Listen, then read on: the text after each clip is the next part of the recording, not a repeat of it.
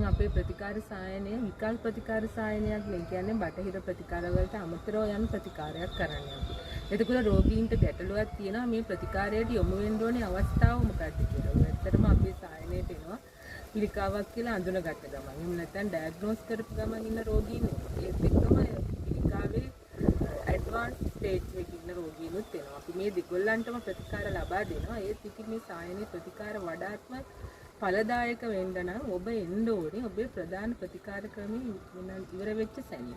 ඒ කියන්නේ අපි හිතමුකෝ ශල්‍ය කර්මයකින් එහෙම නැත්නම් කීමෝ ප්‍රතිකාරයෙන් එහෙම නැත්නම් රේඩියෝ තෙරපි වලින් පස්සේ දැන් මේ ඔබගේ පිළිකාව දැන් යම් අවස්ථාවක අපි මේක වැඩිම මර්ධනය කරනවා. අන්න අපි අර නිස්කලංක ඔබ හුස්ම ගන්න අවස්ථාවකට එනවා. ඒ අවස්ථාවේ ඔබ අපේ සායනයට යොමු වෙනවා නම් මේ ප්‍රතිකාර වලින් ඔබට වඩා ඵලදායී ප්‍රතිඵල ලබා ගන්න පුළුවන්. එහෙම නැතුව අනිත් අවස්ථාවකදී එනවාට වඩා මේ අවස්ථාවේ යොමු වෙනවා නම් බොහෝ දෙනෙක් ඉන්නේ වුණාට මේක පළවෙනි අවස්ථාවේ හා අවසාන අවස්ථාවේ ඊට වඩා ඔබ සායනයට ප්‍රධාන ප්‍රතිකාර ක්‍රමයෙන් අනතුරු වෙනවා නම් මේ ඉවර වෙච්ච සැනින් යනවා නම් ඔබට වඩා ඵලදායී ප්‍රතිඵල ලබා ගන්න පුළුවන්.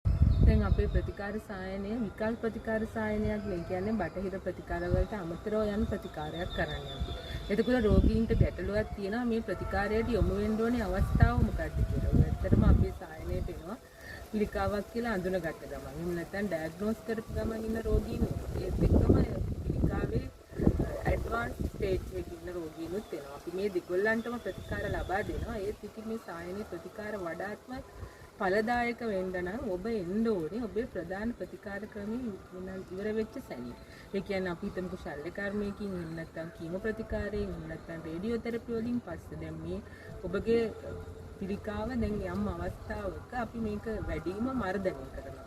අන්න අපි අර නිස්කලංක ඔබ හුස්ම ගන්න අවස්ථාවකට එනවා. ඒ අවස්ථාවේ ඔබ අපේ සායනයට යොමු වෙනවා නම් මේ ප්‍රතිකාර වලින් ඔබට වඩා ඵලදායී ප්‍රතිඵල ලබා ගන්න පුළුවන්. එහෙම නැතුව අනිත් අවස්ථාවකදී එනවාට වඩා මේ අවස්ථාවේ යොමු වෙනවා නම් බොහෝ දෙනෙක් ඉන්නේ වුණාට මේක පළවෙනි අවස්ථාවේ හා අවසාන අවස්ථාවේ ඊට වඩා ඔබ සායනයට ප්‍රධාන ප්‍රතිකාර ක්‍රමයෙන් අනතුරු වෙනවා නම් මේ ඉවර වෙච්ච සැනින් යනවා නම් ඔබට වඩා ඵලදායී ප්‍රතිඵල ලබා ගන්න පුළුවන්.